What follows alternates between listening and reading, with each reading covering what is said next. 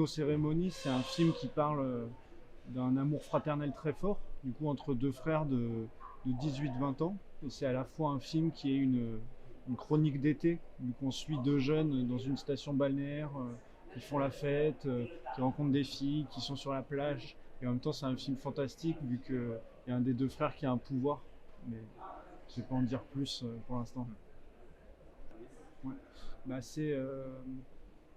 du coup, c'est un film qui parle d'amour, mais qui est aussi qui parle de ce qu'on peut ressentir pour un frère, pour quelqu'un de notre sang, c'est-à-dire une relation à la fois d'amour, mais aussi conflictuelle. C'est vraiment l'amour et la haine tout le temps entre eux. Et du coup, il y a un conflit, il y a de la jalousie et tout. Et moi, c'est ce dont je voulais parler, c'était de à la fois comment on peut s'aimer très fort et en même temps se détester, quoi. Et le film parle de ça, et même le fantastique du film parle de ça, c'est-à-dire la métaphore, le pouvoir qu'il y a dans le film, le côté fantastique. Pour moi, c'était une manière d'exprimer justement ces relations conflictuelles. Oui, oui, j'ai un frère. Je pense que ça aurait été dur de faire le film si j'avais pas de frère, parce qu'en fait, je parle d'un truc très personnel. Du coup, j'ai un petit frère qui a un an de moins que moi, et on est extrêmement proches et tout, et je voulais parler de ça. Et je suis parti du coup de ce truc très personnel, et j'ai écrit le film en pensant à des souvenirs. C'est-à-dire que le film, il est tourné à Royan, dans cette petite ville au bord de la mer en France.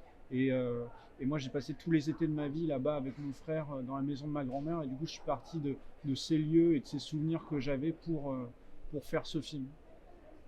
Je pense que c'est quelque chose qui est en train de changer pour moi avec la nouvelle génération et les jeunes, parce qu'on a tous grandi avec des films fantastiques, des films de science-fiction, et qu'aujourd'hui on a envie de raconter des histoires de cette manière. C'est-à-dire que moi, quand j'écris nos cérémonies, je me dis pas je vais faire un film fantastique. Le fantastique, il arrive dans mon écriture et il me permet de raconter mon histoire et de faire du cinéma et d'amener de l'émotion. Et du coup, moi, il y a un truc où je trouve ça dommage qu'on mette les films à chaque fois dans des cases, c'est-à-dire un drame, un film fantastique, un film de genre. En fait, tout se mélange, et l'important, c'est de faire des beaux films et de ne pas se poser la question voilà, de la classe dans laquelle il se situe, et d'échelonner ça. Pour moi, ça n'a aucun sens. En tout cas, dans la manière que j'ai d'écrire des films et de voir des films, je me dis jamais je vois un film qui est inférieur parce qu'il est dans une classe. Non, je veux juste être touché et voir du cinéma. Ouais, c'est très différent, mais en même temps, euh, pour moi, ce long métrage, mon premier film, c'était l'aboutissement de tous les cours. C'est-à-dire tout ce que j'ai fait dans les courts métrages, c'était aussi pour arriver à ce film, quoi. C'était tout le travail, voilà, m'amener aussi à ce film.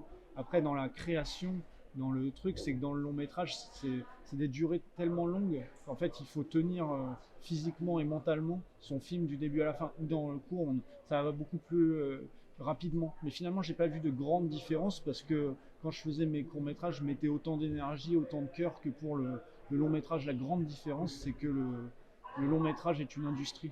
Et du coup, on fait un film pour un marché, et on fait un film où il y a beaucoup d'argent.